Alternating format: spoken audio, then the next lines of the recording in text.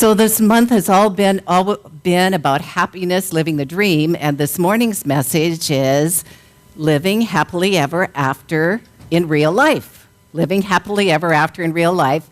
And I couldn't resist. I was a kid like many of you that grew up on fairy tales, and they all began once upon a time and ended with happily ever after. And in the middle, there was stuff.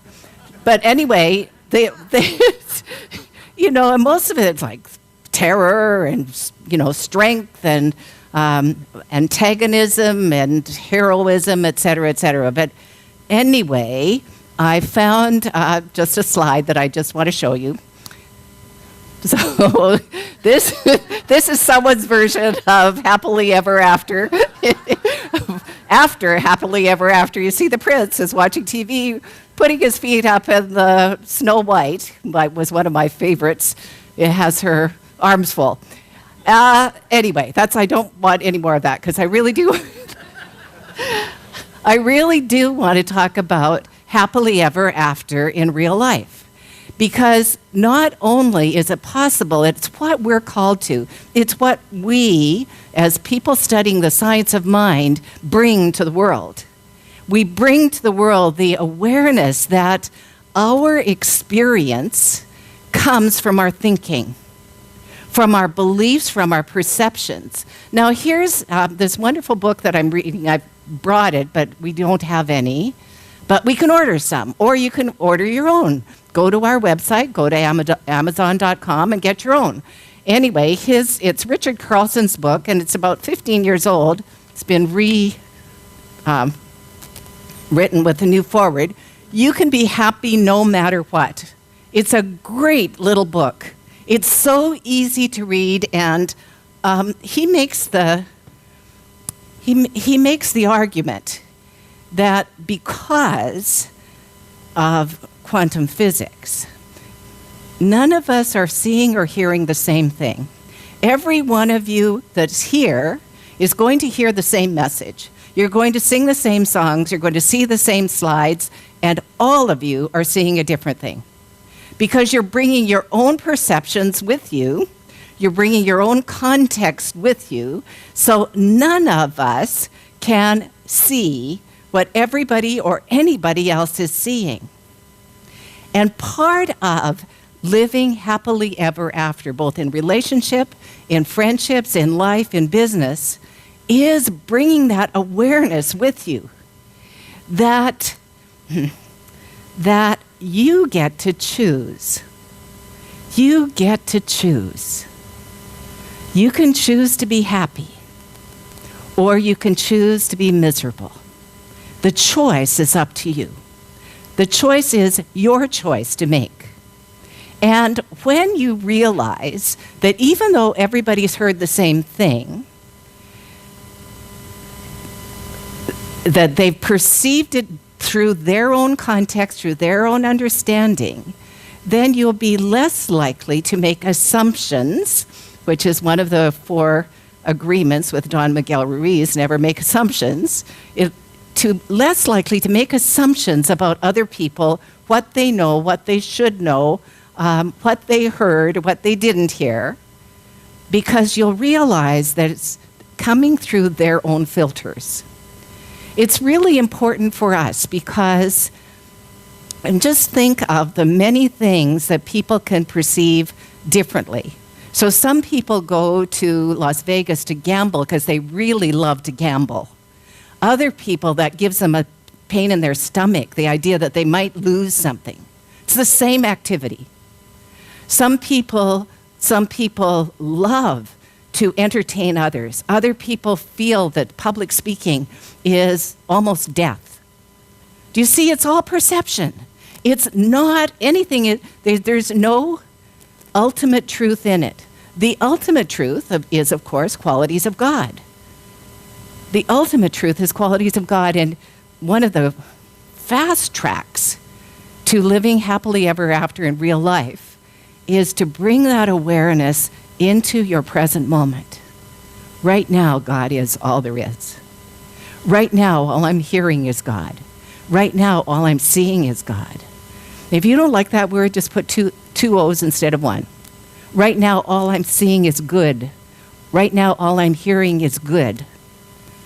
The infinite possibilities of life are surrounding and indwelling all of us right now. So, happily ever after in real life, it looks like I believe the Zen Buddhists say, before enlightenment, chop wood, carry water. After enlightenment, chop wood, carry water. So in other words, nothing's going to happen in your outer experience, but you're going to perceive it differently. And when you start perceiving it differently, more good flows into your life. More good flows into your life. I was away in Colorado this last week. I was at a 2-day meeting, 2 travel days. So, and we were high up. We were at 9,000 feet. We missed the tornado clearing the Denver airport. I don't know if any of you heard about that, but it's like, anyway, we were meeting together and we were talking about ourselves, structuring ourselves, and what is the gift that we're truly bringing to the world through science of mind and centers for spiritual living. And of course, what it is, because once people knows who he or she is, that door can never close. You can close, but you can never close it. Because you know that you're creating your reality. And if you want a different experience, change your thinking. We had an interesting time in the meeting, a time for clearing the air and getting honest with each other. And this is one of the hardest things to do for most people, that would just than tell the truth. And yet the power is in being able to tell the love, to make observation with love, and not making anyone else wrong. So Wilson says in this book that I really want to suggest are great spiritual practices for all of us. One of them, he talks about stress in a new way. He says this: most of us think we're more stressed now, that there's more stress in our lives now than there was 20 years ago. And he points out, stress is simply a perception of our life. Think about it. Stress is simply a perception about our life. It's if we think, gosh, I've got so many things to do, for some people that's energizing. Gosh, I've got a lot to do. Lucky me. Other people go, oh, I have no energy. I've got so much to do. It's about perception. It's not about something true or not true. But what he said was, what you need to do is, instead of increasing your tolerance for stress, lower your tolerance for stress. It almost sounds counterintuitive, but it isn't, because when you see that all stress is created simply by perception, it brings you to a new awareness, an awakening. I can choose to see this as an opportunity, as something to have fun with, something to play with. I can see this as an opportunity to hold that high watch where only good happens. Or I can see it as something that causes me great emotional discomfort. Now, in relationships, the two things that often happen, and this is friendships, intimate relationships, everything, is that because we've perceived stress, just follow the situation, because we've perceived that we're in a stressful situation, someone criticized us and we didn't have time to fully vet that. Perhaps we've just had too many things that didn't get done. We felt badly because we broke our promise. And then in a relationship, an intimate relationship or a friendship, someone just wants some time and we bark. I know that's not happened to anyone else here in this room. But instead of responding with loving kindness, we respond out of that place of urgency, of stress. Or both people in the relationship, and the more intimate the relationship is, the more likely this is to happen. You've heard the same things. So your assumption is that there's agreement. But you haven't really heard the same things. You've just been in the same lecture. You've just been in the same room. You haven't really heard the same things. You know, statistically, you need to hear something 11 times in order to hear it one time. So imagine if that's actually true, how many things the person beside you is not hearing that you're hearing. At least 10 of them, right? So there's so many things. So don't make assumptions. Know that your partner is seeing through his context or her context just like you are. And so there's a different story about their life.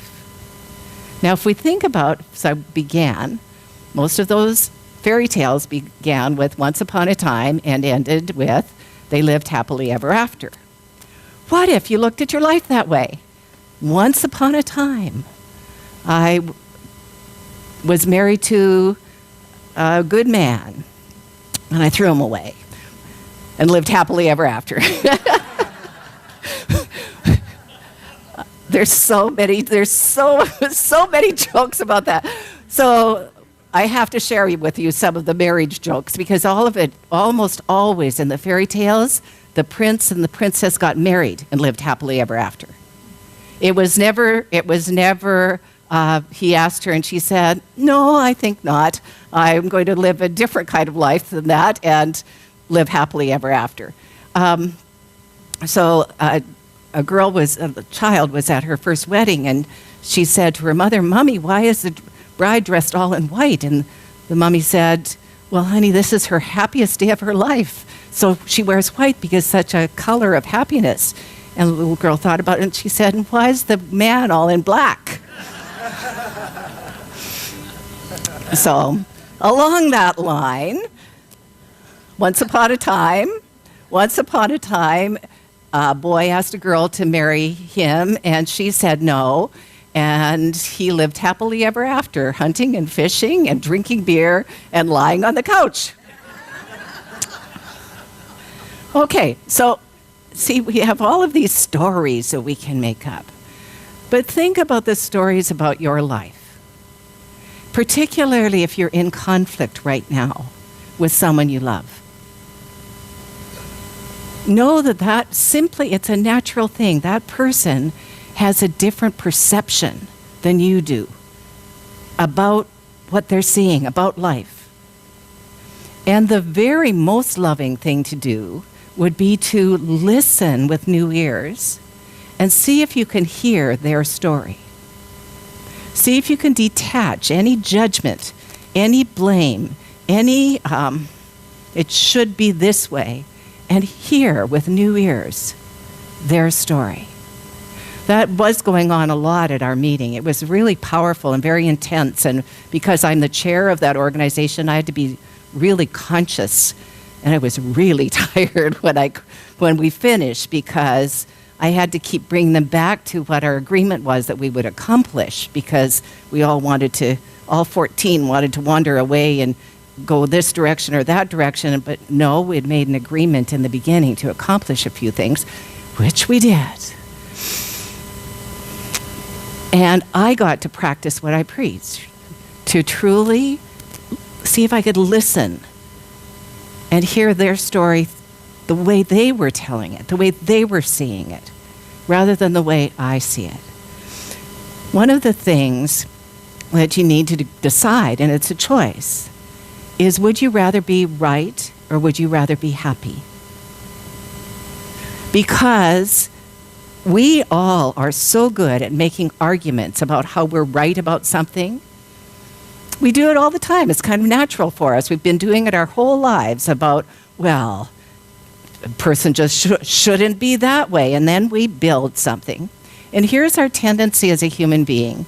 we then tend to want to get agreement. So we go to someone that we think might agree and tell the story. Now we've really made this story concrete. And let's say the person agrees, then we really did. And then we might tell it to a few other people until we really have built up something and made the other person wrong or bad. Now, I don't know about you, but I know when I was in my 20s, that was very common for all of the women I knew, and it was all about our husbands or boyfriends. And you would think we were on different sides of the game of life, because we were forever bringing forth all of their ways that they fell short. When my ex-husband visited a few weeks or months ago, however long it was, he was telling me about some of the things he did that I was completely unaware. So one time, because of course I saw my way, he saw his, and I was a teacher, so I always had homework. I never seemed to get it finished. And we had company, and they were my friends, so I said they won't mind if I finish my homework while they're sitting there waiting. And so I had my hairdryer on my head. I was in the same room, and he was talking about me to my friends right there and having a very good time. They were laughing very hard at this. I knew nothing about it. It wasn't my reality. I was thinking they were having a good time joking about something else. No, they were joking about me and how rude I was being by drying my hair instead of being with them, which is probably accurate. There's another side to every story. There's another side to every story. So, you may be right. Is it worth it to sacrifice your relationship to be right? Is it worth it? What's more important, your friendship or your love with someone, or proving that you're the most intelligent person in this relationship? And I'm going to guess that for most of us, it's really about the connection, about the love. And when we make that decision, then we're truly making a decision to live happily ever after and continuously making that choice. So actually, you could begin every day and say this: once upon a time, there was a woman or man, and she had choices. And the choices she made this day were choices for beauty, for fun, for good work. And she lived happily ever after. Do you see?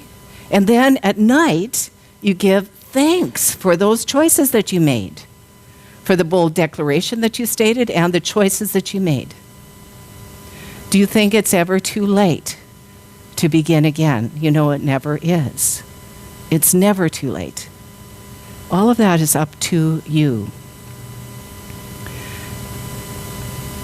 I was reading about people who lived happily ever after lives. And one of the stories that I read was about a woman, was told from a 20-something's point of view, who was in college, and their professor had said, meet someone that you don't know. And he said, there was a tap on my back, and I turned around. There was this little tiny, very wrinkled woman, and she was just starting college for the very first time at 87. And she introduced herself and said, he said, why are you in college? And she said, I'm here to find a husband, have a couple of kids, and she joked about it. She said, I've never had a college education. And I thought, why not now? Why not now? If I want this, why don't I do it? And so she did it. She was very popular in her classes because she had a very humble attitude and a giving heart, was always friendly and happy with the choices. She didn't ever get to use that degree because by the time she finished, she passed away shortly after. But was it a waste? Absolutely not. Absolutely not. She was living her dream. She was living her dream and giving gifts. Because when we are making a decision to live happily ever after, who we are speaks so loudly, as Emerson said, cannot hear what you're saying. The something that we are shouts from us joy and love, connection. So he says one other thing that I just want to share with you. And we know this is true because we know that what we decide is true will eventually become our reality. We'll start seeing it. It will start coming into our life. It will start being the truth for us. That's the way life works. He said the other thing is, if you're in a low mood, don't make any decisions. Don't do any thinking, because making a decision from that frame of reference, you will make it even worse.